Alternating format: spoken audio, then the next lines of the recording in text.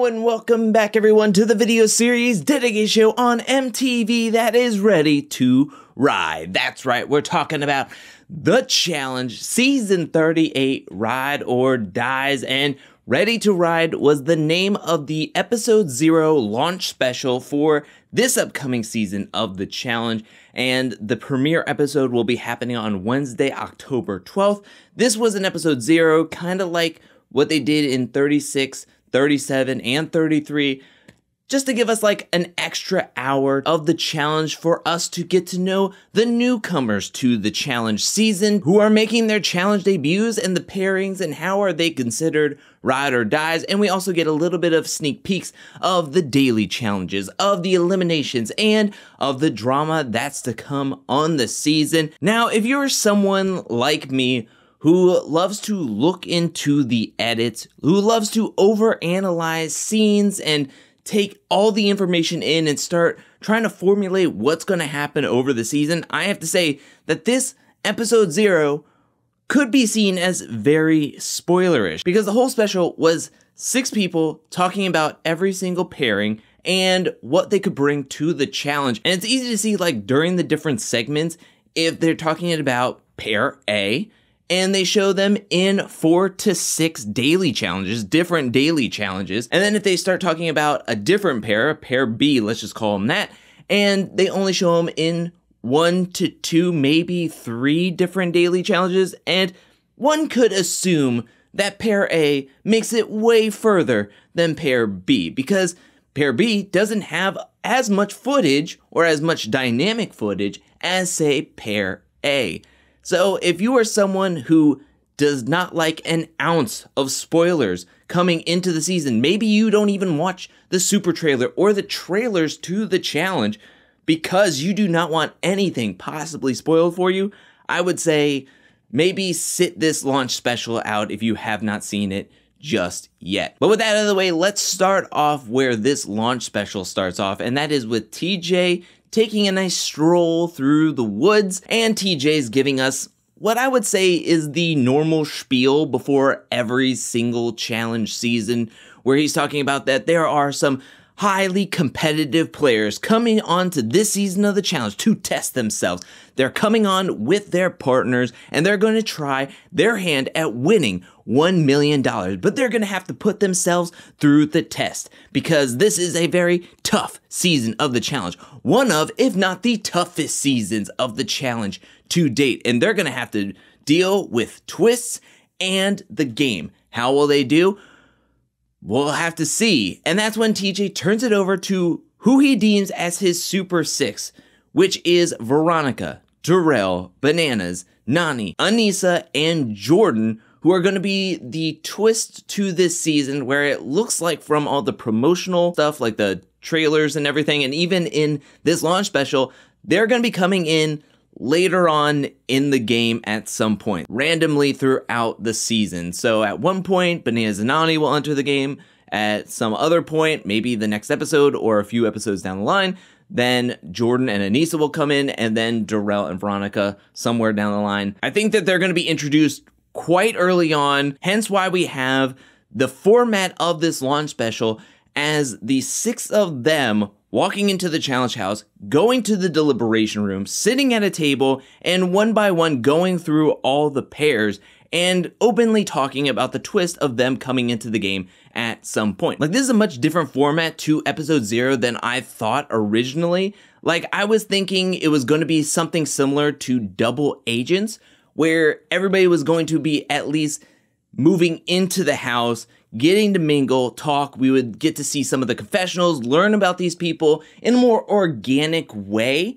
But I can understand why the challenge did it this way, because if you're the challenge, you want your bigger faces, your known entities up in front and center. And if we're not going to see Darrell and Veronica, Bananas and Nany, and Jordan and Aneesa from night 1, you're going to want to put them up in front here, then say, waiting to introduce them later on when everybody's like, I thought Darrell and Veronica were going to be on this season. I saw their pictures.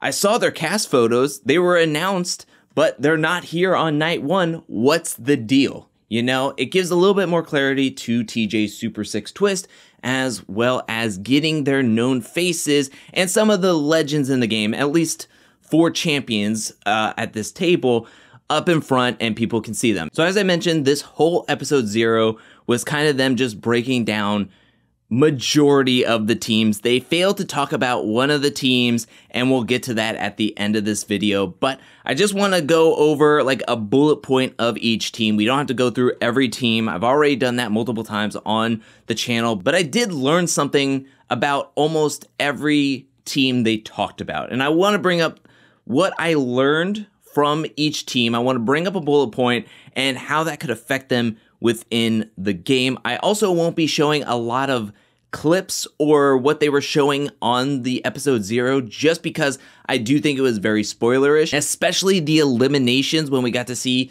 like the matchups and everything. I thought that was like, whoa, you need to blur that out or be a little bit more conscious of what scenes you are showing, because we got to see quite a bit of who was going up against whom in what elimination. But let's get into the pairings for this season and what I learned about them. I do want to mention before we get into the actual pairings, let's talk about the 6 that were there and just them trying to define what a ride or die means to them and how are they necessarily ride or dies. Like we all know, Bananas and Nany have been going strong in the challenge for quite a while. They've had their ups and downs, but at the end of the day, they're always going to be friends. They're exes. They've been paired up with each other. They're always working together. So to me, Bananas and Nany are the most ride or die at that table. Veronica and Darrell brings up that, oh, Veronica was always there when I won, besides in Fresh Meat. But I never feel like we got that edit that showed that they were closer than what they're trying to make it out to be. Like,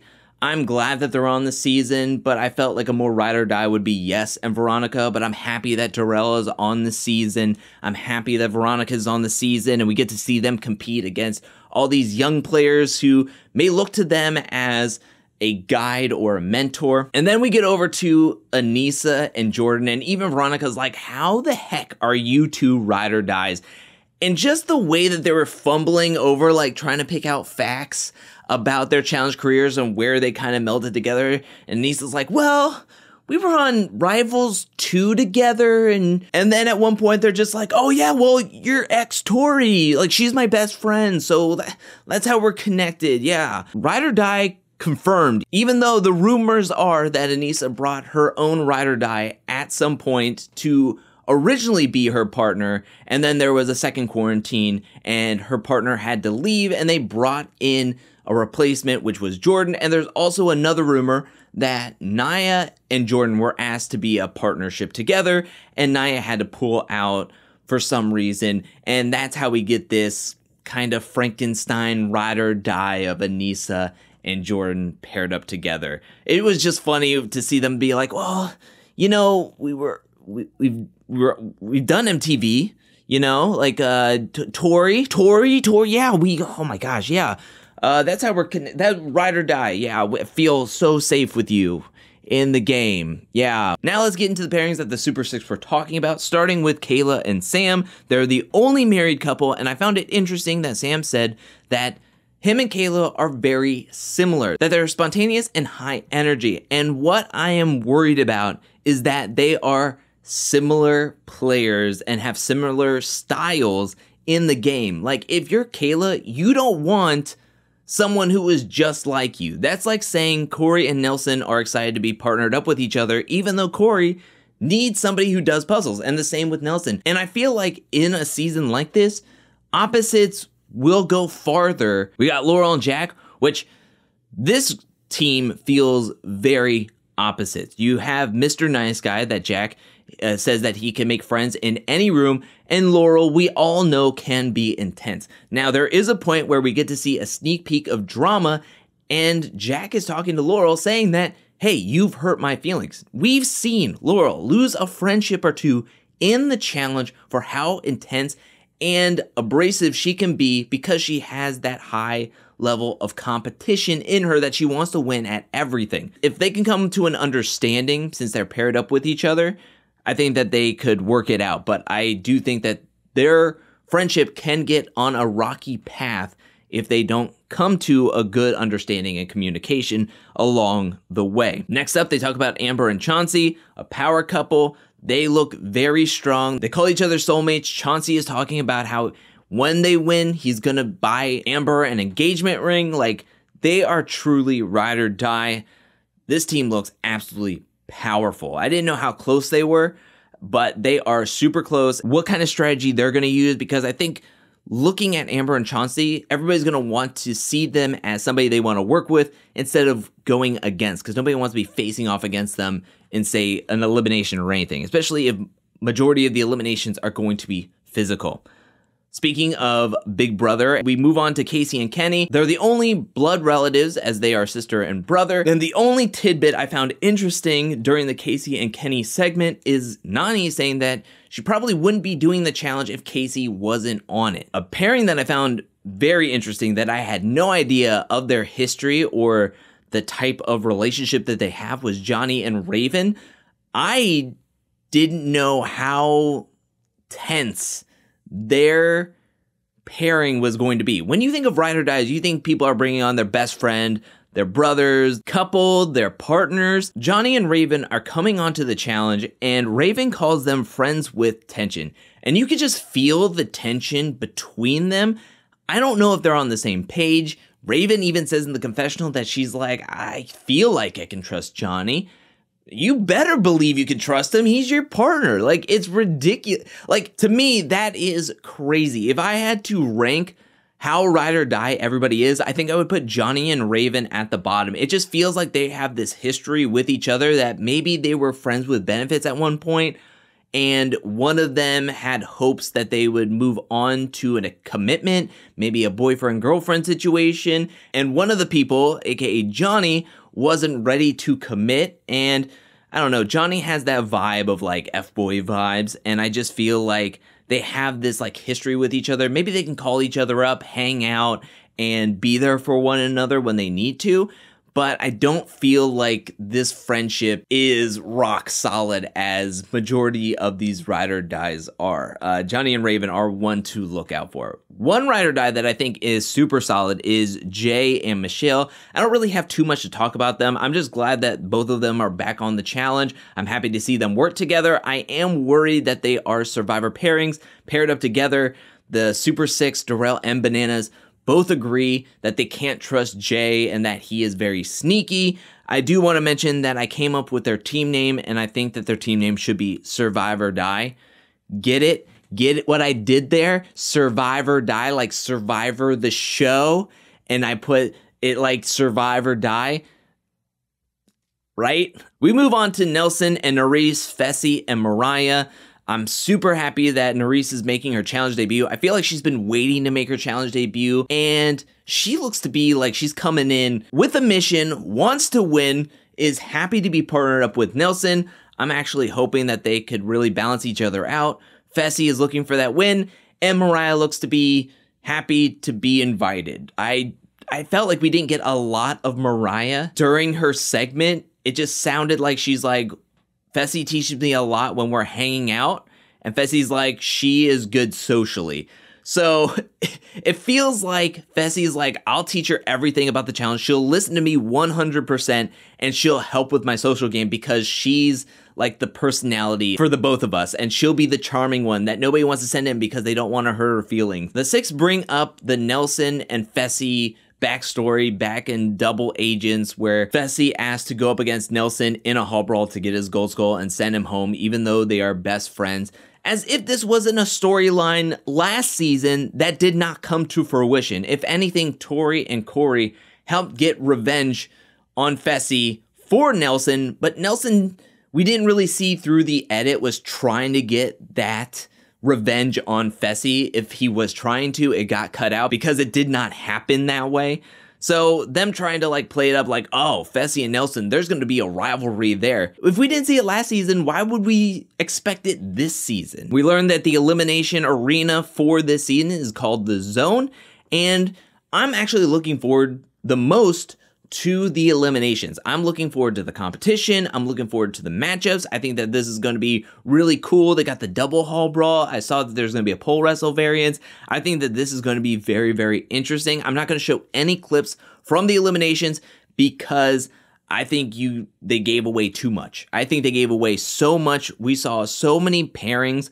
Who's doing what, who's doing where, and from the context of the other scenes that they showed of the sneak peeks of the daily challenges and the drama and everything, you could probably make out like who would win those eliminations if you were like kind of looking hard enough. Let's move on to Annalise and Tommy, where I didn't know how short they were, especially compared to the other challengers. Like, I think Johnny and Raven are probably one of the smallest teams, but Annalise and Tommy mentioned it themselves that they are one of the shortest, which could spell problems for them if they don't integrate into the Big Brother numbers. Like, if Fessy and Casey don't automatically take them in as a Big Brother number, they could be seeing the eliminations over and over again. Being a rookie pair, being small in stature, could just be a big old target on their back to be sent in over and over again.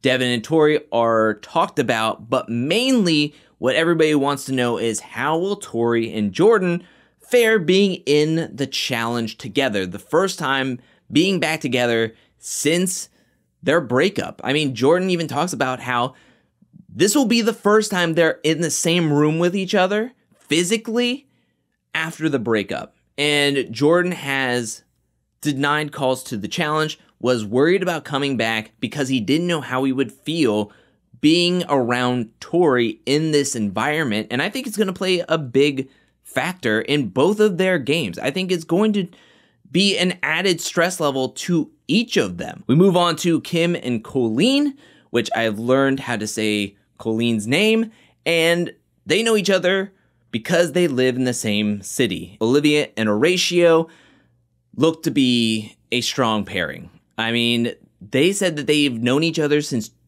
2014, I believe, and they have done Spartan races together. Like, looking at all their photos on social media, I knew that Horatio did a ton of Spartan races, death races, and he has his show that he does that is very similar to like Survivor and Ninja Warrior and challenge related obstacles. And then Olivia is very much in shape. She looks to be strong. She, I think, was an athlete in college, and she is very fit, but I had no idea she also ran Spartan races, that they've known each other since 2014 and that they've trained together, and now they're going to be paired up together. I mean, I've liked Olivia and Horatio. I think that they're going to have bumps in the road from the trailers and this special, but I just have the highest hopes for them, and I'm very much looking forward to seeing how well they're going to do in the game. And last but not least, they talk about Turbo and Tamara. Jordan is very optimistic that him and Turbo can become friends on this season, which, can I just say, how great of an arc would that be? And Turbo said that Tamara was the first person he called because he liked how loyal she was, and she has a good head on her shoulders, and she's always wanted to be on the challenge. So I have high hopes for Tamara and Turbo, because if Tamara knows exactly what the challenge is, and she has always wanted to be on the challenge, then maybe she knows exactly, like, I need to train, I need to do this, I need to do that. And with Turbo as my partner, I don't want to let him down. Turbo looks to come in fires ablazing, which I love to see. I'm so happy that Turbo is back. And that leaves only one pair not talked about on the season, and if you could not guess it, it is Nam and Emmy, which does not bode well at all. This gives me like Lauren vibes from last season, where she was not shown at all, and then in episode 2, TJ's like, one of the people had to leave, which is Lauren, and Amber came in as a replacement. So I wonder if something similar happens in the promos and the trailers, that TJ says his catchphrase of "Don't take care, hope to see you never, you should have brought a better ride or die along with you." He only says that when people quit. So I wonder if something happens there where maybe Emmy didn't know what she was signing up for. Nam asked her. I heard that they're part of the same management company, so if Nam didn't have somebody like ready to go, maybe he asked his management company if there was anybody willing to be his partner, if they could suggest somebody who is in the reality TV realm. And I know Emmy has done like a bunch of reality TV since she was like 17 years old or 19 years old. And so coming onto the show, she just says yes because she says yes to a lot of reality TV, and she comes on to be Nam's partner. And this is a high stress, very intense game for $1 million. And maybe Emmy just can't hang, and she decides that she doesn't want to do it. And she tells TJ that she wants to quit. And that just sucks if that's what happens, because Nam has had such bad luck from his past 2 seasons, his first 2 seasons. And if he goes out like that, that's going to be heartbreaking. Like, Nam is pretty much the new Kahutta at this point. Just absolutely heartbreaking to be so unlucky. So we'll have to wait and see. That's what I think. I really have high hopes for this season. I mean, I like the cast. I like majority of the cast. I'm intrigued by the daily challenge. I'm looking forward to the eliminations. The house looks really cool. I love the setup. I think that this could be a really, really fun season. And it looks like they got rid of all the spy stuff, which I think was plaguing the last few seasons. And I'm happy that that is kind of gone. I just want a fun season. But that is it for this Ready to Ride launch special for The Challenge 38 Ride or Dies. If you watched this launch special, what'd you think about it? Let me know down in the comment section below. What'd you think about the format of it? What do you think about TJ Super 6? Is there something that you learned about any of the pairings that you didn't know when, say, like the challenge cast was released?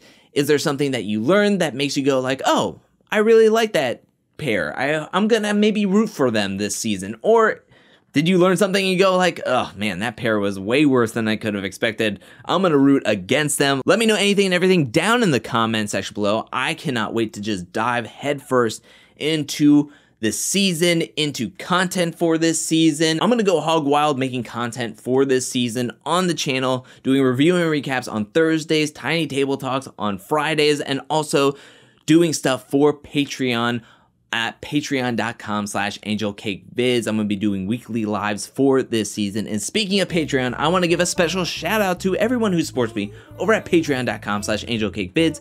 Thank you for your support. Thank you for your generosity. Thank you. And thank you to everyone who is watching this video up to this point. I'll be back really soon with more challenge content, more content in general. But until then, peace.